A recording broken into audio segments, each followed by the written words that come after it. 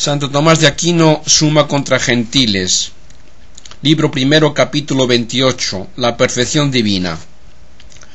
Aunque los seres que son y viven sean más perfectos que los que únicamente son, sin embargo, Dios, que no es otra cosa que su propio ser, es el ser de universal perfección.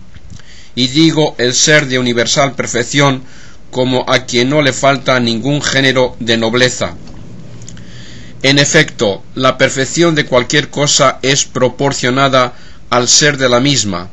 Ninguna perfección le vendría, por ejemplo, al hombre por su sabiduría si no fuera sabio por ella, y así de los otros seres. Por consiguiente, en una cosa el modo de su grado en el ser se marca el modo de su perfección, porque se dice que una cosa es más o menos perfecta según que su ser sea determinado a un modo especial de mayor o menor perfección. Si por lo tanto hay un ser a quien pertenezca toda la virtualidad del ser, no puede carecer de perfección alguna que exista en los demás, pero al ser que es su ser le pertenece el ser con toda la virtualidad de ser. De la misma manera que si existiese una blancura separada, no podría carecer de lo que es propio de la blancura, pues a un objeto blanco le falta algo propio de esta cualidad por el defecto de la capacidad del sujeto receptor, que la recibe según su modo particular y no conforme a toda la potencialidad de la blancura. Ahora bien, Dios, que es su propio ser, como más arriba se ha probado, posee el ser con toda su virtualidad, luego no puede carecer de ninguna de las perfecciones que convengan a cualquier otro. Así como toda bondad y perfección adviene a una cosa en cuanto es, así también toda la imperfección le adviene en cuanto de alguna manera no es. Pero Dios, así como posee totalmente el ser, del mismo modo carece de todo no ser, porque una cosa le aleja del no ser en la medida en que es. Dios, por lo tanto, carece de imperfección, luego es la universal perfección. Mas aquellos seres que sólo son, no son imperfectos por imperfección del ser absoluto, pues no tienen el ser en toda su comprensión, sino que participan del mismo de un modo particular e imperfectísimo. Lo perfecto ha de preceder necesariamente a lo imperfecto. Por ejemplo, el animal y la planta al semen. Según esto, el primer ser será necesariamente perfectísimo. Expusimos ya que Dios es el primer ser, luego es perfectísimo.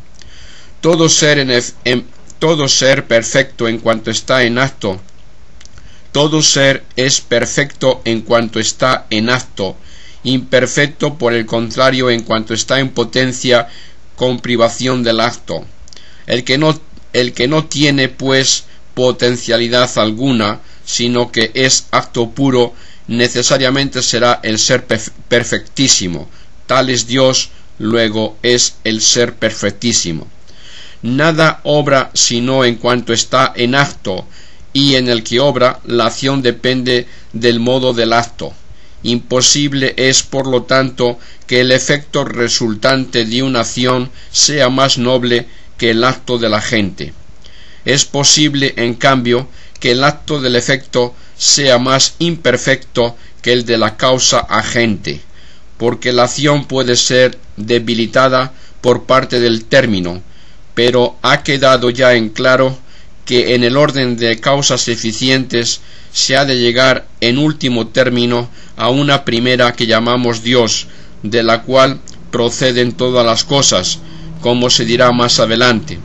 Es necesario que encontremos en Dios, en grado mucho más eminente, todas las perfecciones de cualquier ser y no al contrario.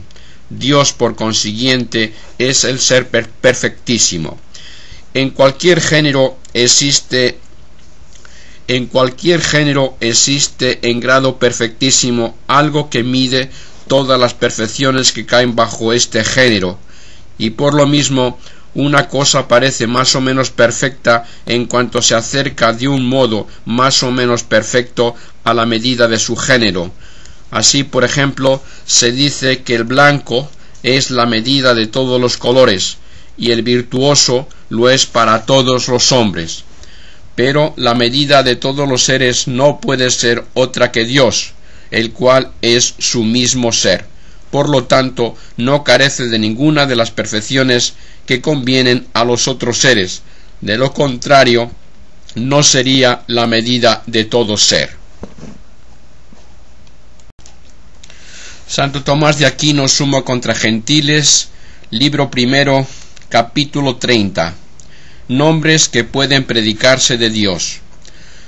A la luz de la doctrina anterior podemos mirar ahora qué puede y qué no puede decirse de Dios, qué es lo que se afirma solamente de Él y también qué se dice de Él y de las otras cosas conjuntamente. Por estar en Dios, pero de modo más eminente, toda perfección de la criatura, cualquier nombre que signifique una perfección absoluta, sin defecto alguno, se predica de Dios y de las criaturas, como por ejemplo la bondad, la sabiduría, el ser, etc. Pero los nombres que expresan perfecciones con modalidades propias de las criaturas no pueden aplicarse a Dios a no ser por analogía y metáfora, por las que suele aplicarse a otro. Lo que es propio de un determinado ser. Se dice, por ejemplo, que tal hombre es piedra, por la dureza de su entendimiento. De esta clase son todos los hombres que designan la especie de un ser creado como hombre y piedra, pues a toda especie corresponde un determinado modo de perfección y de ser.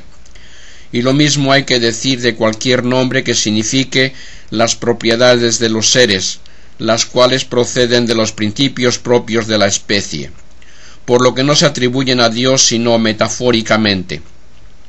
En cambio, los nombres que significan estas mismas perfecciones de un modo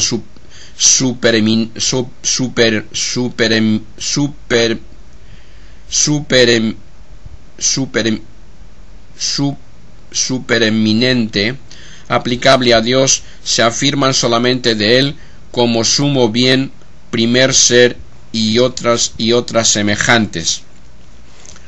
Mas digo que algunos de los nombres expresan perfección sin defecto alguno en cuanto al objeto por cuya significación fue impuesto el nombre, pues en cuanto al modo de significar, todo nombre es defectuoso. Nombramos en efecto a los seres del mismo modo que los conocemos, y nuestro entendimiento, que empieza siempre por los sentidos, no trasciende el modo que encuentra en los seres sensibles, en los que una cosa es la forma y otra el sujeto de ella por la composición de materia y forma. En estos seres la forma es ciertamente simple, pero imperfecta, es decir, no subsistente. En cambio, el sujeto es subsistente, pero no simple, sino concreto. De aquí que todo lo que nuestro entendimiento concibe como subsistente lo expresa en concreto, y lo que concibe como simple no lo expresa como lo que es, sino por lo que es. Y así en todos los nombres que decimos hay una imperfección en cuanto al modo de significar que no conviene a Dios, aunque le convenga en un grado eminente lo significado por el nombre, como se ve claro en los nombres de bondad y de bien. La bondad significa en efecto algo no subsistente y el bien algo concreto. Y en este sentido ningún nombre es aplicado a Dios con propiedad, sino en cuanto a aquello para cuya significación fue impuesto. Estos nombres, como enseña Dionisio, pueden afirmarse y negarse de Dios, afirmarse en cuanto a la significación del nombre y negarse en cuanto al modo de significar. El grado sobreeminente con que se encuentran en Dios dichas perfecciones no puede expresarse por nombres nuestros, sino es o por negación, como cuando decimos Dios eterno o infinito, o por relación del mismo Dios con los otros seres, como cuando decimos causa primera o sumo bien.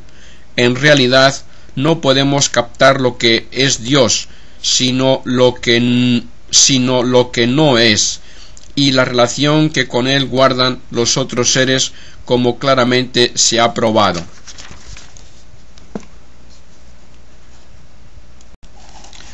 Santo Tomás de Aquino, la Suma contra Gentiles, capítulo 31. La perfección divina y la pluralidad de nombres no repugnan a la simplicidad de Dios.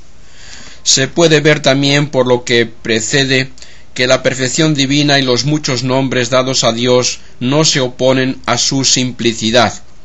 Hemos dicho que se atribuyen a Dios las perfecciones de los otros seres de la misma manera que se hallan los efectos en las causas equívocas. Y estos efectos están en sus causas virtualmente, como el calor en el sol. Pero esta virtud, si no fuese de alguna manera del género del calor, el sol, al obrar por ella, no produciría alguno semejante a sí. Precisamente por esta virtud se dice que el sol es cálido, no sólo porque produce calor, sino también porque la virtud con que obra es conforme al calor. Sin embargo, con la misma virtud con que el sol produce calor, produce otros muchos efectos en los cuerpos inferiores, por ejemplo, la sequedad. Y así, el calor y la sequedad, que en el fuego son cualidades diversas, se atribuyen al sol por razón de una misma virtud. De igual modo, todas las perfecciones que convienen a los otros seres por diversas formas, es necesario atribuirlas a Dios por razón de una misma virtud, que no es otra cosa que su propia esencia, ya que, como dijimos, nada puede ser accidental en él. Así pues llamamos sabio a Dios, no sólo en cuanto es autor de la sabiduría, sino también porque en la medida que nosotros somos sabios, imitamos de alguna manera su virtud que nos hace sabios. En cambio, no le llamamos piedra, aunque sea el hacedor de ella, porque el nombre de piedra significa un determinado modo de ser que distingue la piedra de Dios. La piedra imita a Dios en cuanto Él es causa y razón de su ser, de la bondad y de otros atributos, igual que le imitan las demás criaturas. Algo parecido a esto sucede en las potencias cognoscitivas y en las virtudes operativas humanas. El entendimiento conoce por una sola virtud todo lo que capta la parte sensitiva mediante diversas potencias y además muchas otras cosas. Asimismo, en la medida que sea más elevado, el entendimiento podrá conocer con más unidad muchas cosas que un entendimiento inferior llega a conocer por muchos medios.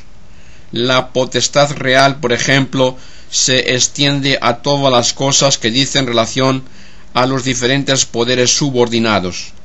Así pues, también Dios, por su ser uno y simple, posee la perfección absoluta que los otros seres consiguen por diferentes medios y en un grado mucho menor.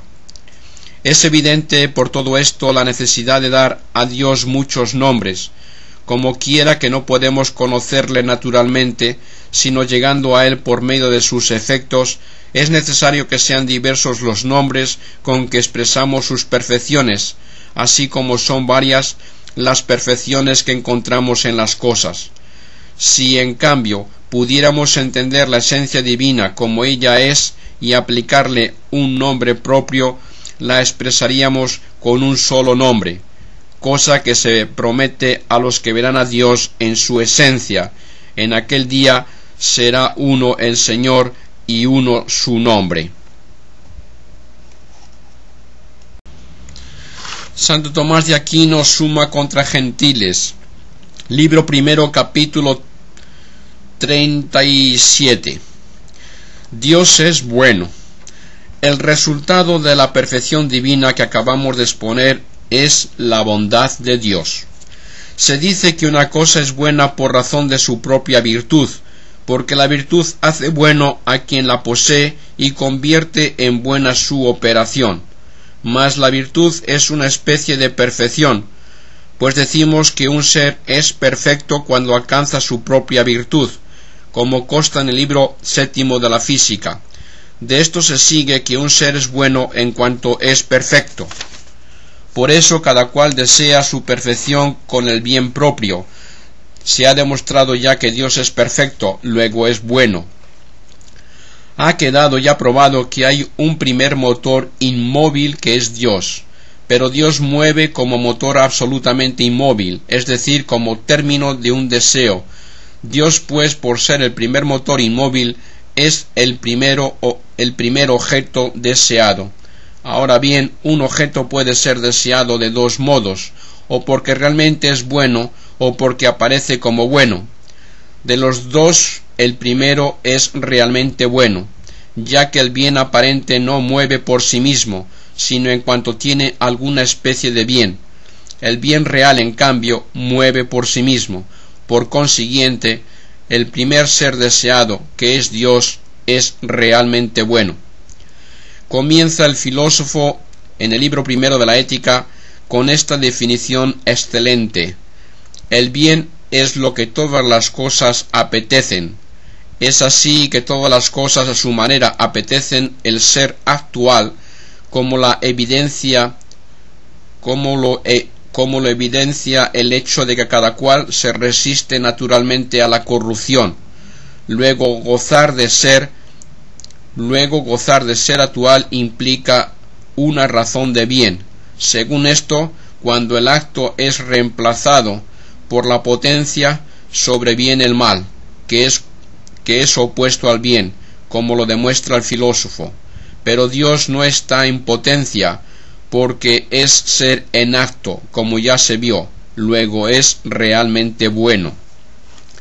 La comunicación de ser y de bondad procede de la misma bondad, y esto es claro por la naturaleza del bien y por la noción del mismo, pues naturalmente el bien de cada uno es su acto y su perfección.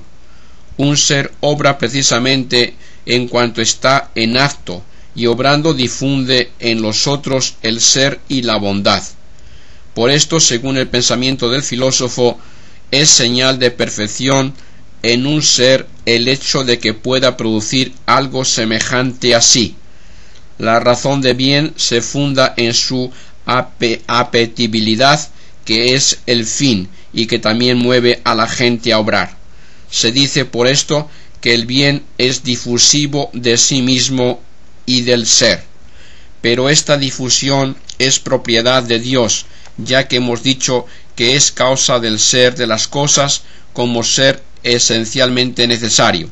Es por lo tanto realmente bueno. Santo Tomás de Aquino, Summa contra Gentiles, libro primero, capítulo 43. Dios es infinito. Como quiera que según los filósofos enseñan, lo infinito sigue a la cantidad. Es imposible atribuir a Dios la perfección de infinito causada por la multitud, porque ha quedado demostrado que no hay más que un Dios que no admite composición de partes o accidentes. Tampoco puede atribuírsele la perfección de ser infinito en razón de la cantidad continua, ya que es incorpóreo. En consecuencia queda solamente por averiguar si le conviene ser infinito por razón de una magnitud espiritual. Esta magnitud espiritual se considera bajo dos aspectos, en cuanto a la potencialidad y en cuanto a la bondad o perfección de la propia naturaleza. Se dice en efecto que una cosa es más o menos blanca en la medida en que su blancura es completa. Se aprecia también la magnitud del poder por la grandeza de la acción o de los hechos, pero de estas magnitudes una es consecuencia de la otra, porque por el hecho mismo de que un ser está en acto es activo. Por lo tanto, en la medida en la que está completo en su acto, así es el modo de la magnitud de su virtud. Y así concluimos que las cosas espirituales son grandes en la medida en que son perfectas. En este sentido dice San Agustín: en aquellas cosas que no son grandes por la masa es lo mismo ser más grande que ser mejor. Debemos, pues, demostrar que Dios es infinito conforme a este modo de serlo, pero no tomando infinito en un sentido de privación, como sucede en la cantidad dimensiva o numeral, que en efecto de suyo ha de tener un fin, y por eso se llaman infinitos los seres que no lo tienen, porque se les privó de lo que naturalmente debían tener. Por esta razón, el infinito en ellos significa imperfección. En Dios, por el contrario, se ha de entender el infinito solamente con sentido negativo, porque no hay término ni fin en su perfección, sino que es el ser perfectísimo. En este sentido, por lo tanto, se debe atribuir a Dios la infinitud. Todo ser naturalmente finito está determinado a un cierto género, pero ha quedado demostrado que Dios no está bajo ningún género, sino que su perfección contiene la perfección de todos los géneros. Por lo tanto, Dios es infinito. Todo acto inherente a un ser recibe la perfección del ser al que se ingiere, porque lo que está en otro está según el modo del sujeto. Por consiguiente, el acto que no existe en ningún ser no tiene término. Por ejemplo, si hubiese una blancura existente por sí misma, su perfección no sería completa mientras no tuviera todo lo que pudiese tener de perfección de la blancura. Ahora bien, Dios es un acto que de ningún modo existe en otro, porque ya se ha probado que no es forma en ninguna materia, ni ser inherente en alguna forma o naturaleza, porque Él es su ser, como antes se ha probado. Resulta pues que es infinito.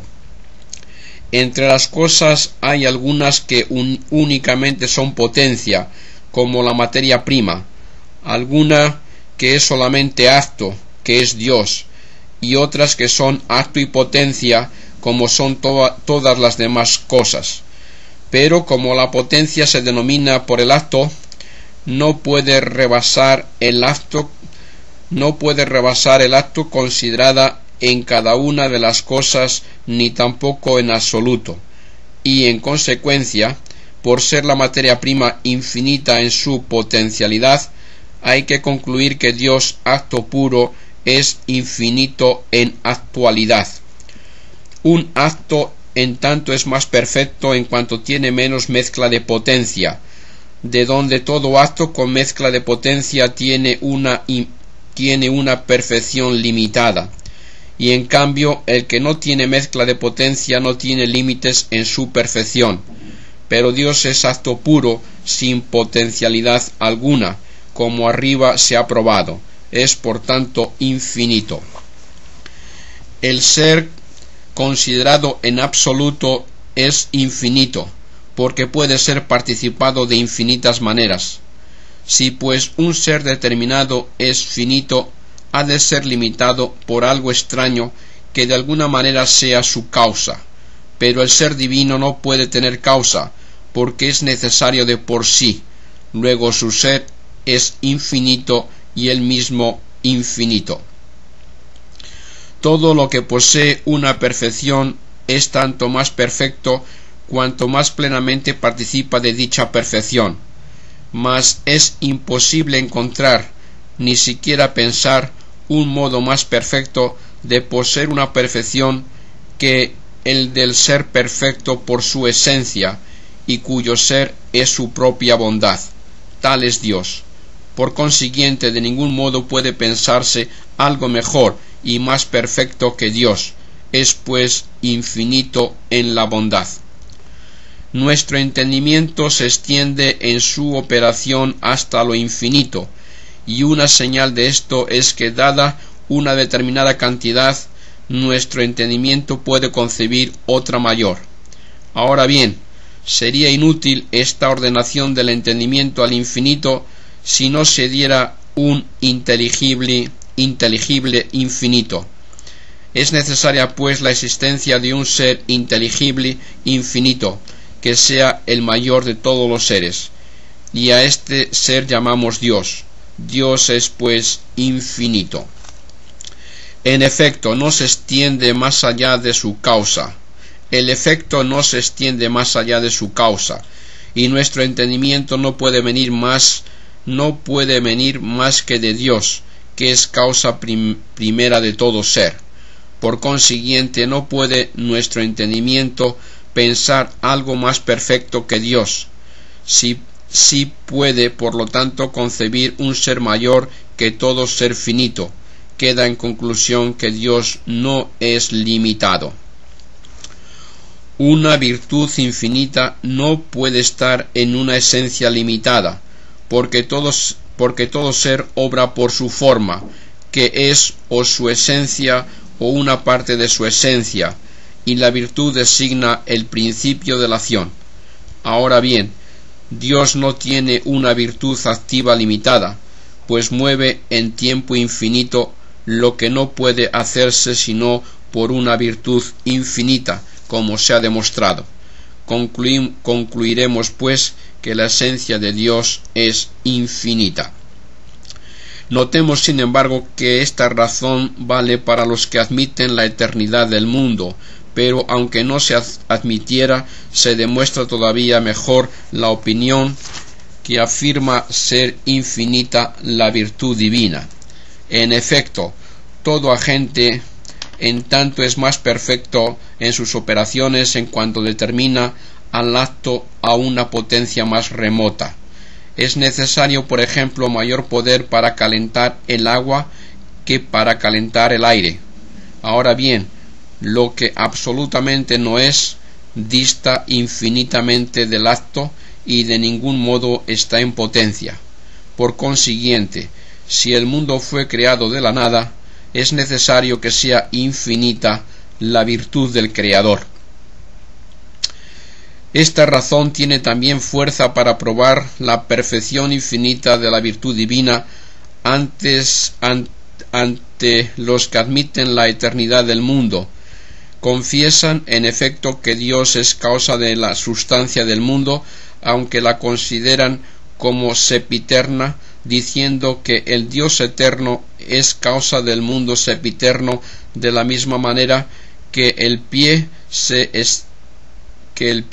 si existiese desde la eternidad, sería causa de la huella, si desde la eternidad hubiera sido impresa en el polvo. Pero admitiendo esta opinión, síguese también que la virtud de Dios es infinita por la razón antes expuesta, porque o hayan sido creadas las cosas en el tiempo, como nosotros afirmamos, o hayan sido creadas desde la eternidad, como ellos pretenden, nada hay en la realidad que Él no haya creado, por ser el principio universal del ser, y por lo tanto creó sin una materia o potencia preexistente. Ahora bien, es necesario que la potencia activa esté en proporción con la potencia pasiva.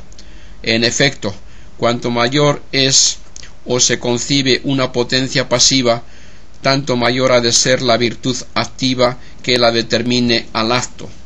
Como quiera pues que una virtud limitada produce un efecto, presuponiendo la potencialidad de la materia, resta afirmar que la virtud de Dios, que no presupone potencia, no es limitada sino infinita, y en consecuencia su esencia es también infinita. La duración de una cosa es tanto mayor cuanto su ser tiene una causa más eficaz. Por lo tanto, aquello cuya duración es infinita necesariamente ha de tener el ser por una causa de eficacia infinita. Ahora bien, la duración de Dios es infinita, pues se ha demostrado que es eterno, y como no tiene otra causa de su ser que él mismo, necesariamente ha de ser infinito. Santo Tomás de Aquino, Summa contra Gentiles, libro primero, capítulo 53. Solución de la duda propuesta. Puede ser resuelta fácilmente la dificultad propuesta si se examina con diligencia la manera como existen en el entendimiento los seres entendidos. Y para remontarnos en cuanto nos sea posible de nuestro entendimiento al conocimiento del entendimiento divino, se ha de notar que el objeto exterior captado por nosotros no existe en nuestro entendimiento en su propia naturaleza, sino que es necesario que esté en él su especie, por la que se hace entendimiento en acto. Actualizado por esta especie como por su propia forma conoce el objeto mismo, pero no de tal manera que el entender sea una acción que pase al objeto entendido. Con la calefacción pasa como la calefacción pasa al objeto calentado, sino que permanece en el inteligente. Sin embargo, este acto guarda alguna relación con el objeto entendido, porque la especie que es principio de la operación intelectual en cuanto es forma, es semejanza del objeto. Se ha de considerar también que el entendimiento informado por la especie del objeto, entendiendo, forma en sí mismo una intención de la cosa entendida, que es precisamente su idea, expresada en la definición. Y es necesario que esto sea así, porque el entendimiento conoce indiferentemente los objetos ausentes o presentes, en lo cual la imaginación conviene con el entendimiento. Pero el entendimiento tiene algo más en cuanto que conoce el objeto abstraído de las condiciones materiales, sin las cuales no puede existir en la naturaleza. Y esto no puede realizarse si el entendimiento no forma en sí la intención dicha. Esta intención, por ser como el término de la operación intelectual, es distinta de la especie inteligible que pone al entendimiento en acto y que debe ser tenida como principio de la operación intelectual, aunque ambas sean semejanza del objeto entendido. Y de que la especie inteligible, que es forma del entendimiento y principio del entender, sea semejanza del objeto exterior, resulta que el entendimiento forma una intención que es semejante al objeto, porque tal como uno es, así son sus operaciones. Y de que la intención entendida sea semejante a un objeto, síguese que el entendimiento, formando dicha intención, conoce al objeto mismo. Por el contrario, el entendimiento divino no conoce por otra especie que por su esencia, como más arriba hemos demostrado, pero su esencia es la semejanza de todos los seres, y esto nos hace concluir que la concepción del entendimiento divino, en cuanto se conoce a sí mismo, y que es su propio verbo, no sólo es semejanza del mismo Dios entendido, sino también de todos los seres de quienes la esencia divina es la semejanza, y por lo tanto Dios puede conocer la multitud de los seres mediante una sola especie inteligible, que es la esencia divina, y una única intención, que es el verbo divino.